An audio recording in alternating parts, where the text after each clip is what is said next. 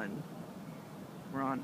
Right. So I'm standing here in Manhattan with Dr. Dorotheee Benz, who was part of the work that went into the just resolution for Dr. Tom Ogletree's trial, or not to be trial. Not trial, It's yeah. the day, the end of the day. It is the grand finale. Tell us how you're feeling. I'm feeling pretty good, and let me just say, this isn't just Manhattan. This is the northernmost, westernmost point in Manhattan, and behind us is the canal that connects the Hudson River and the Harlem River, and over here on my right is beautiful Inwood Hill Park. It is a fabulous place to be. And now to today's events.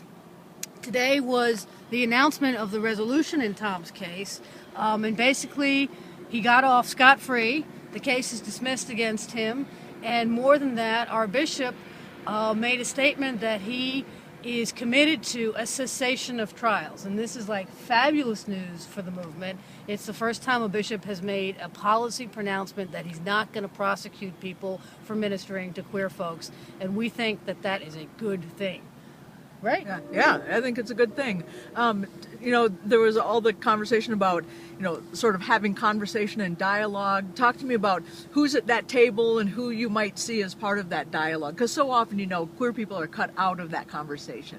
Well, that conversation in this conference will be a good one because the conference has such a strong history of being, opposed to the denomination's discrimination.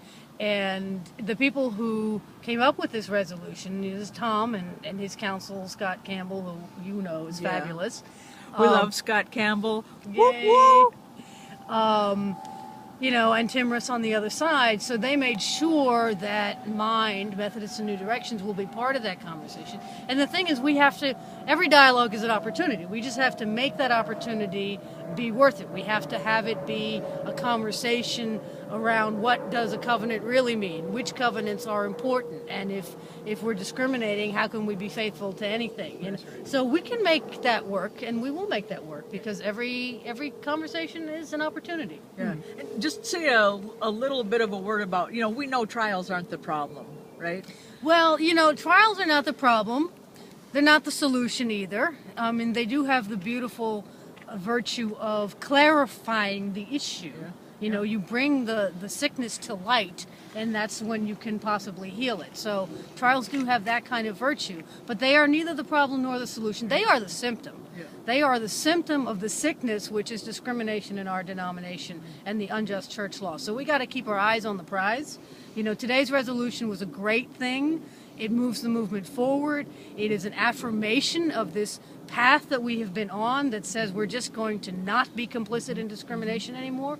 We say we're going to just ignore the discriminatory rules, and now our bishop says he's not going to enforce the discriminatory rules. That's great, and that's movement forward, but it's not the end of the thing. Right. The end of the journey is when those rules will be taken out of the Book of Discipline, right. And until that day, we'll be doing what we need to be doing. Yeah. The hope I found in today, too, was as many people as possible can act like Dr. Ogletree acted. Yes. On your best conscience, with your most moral courage intact, and say, we're not going to be complicit with these unjust laws. Yeah. So, you know what I loved? What'd you Just love? a last word is when one of the reporters asked him, would you do another gay wedding? And he said, sure. Yeah. Benz, thank you for your work. Thank you. Yeah.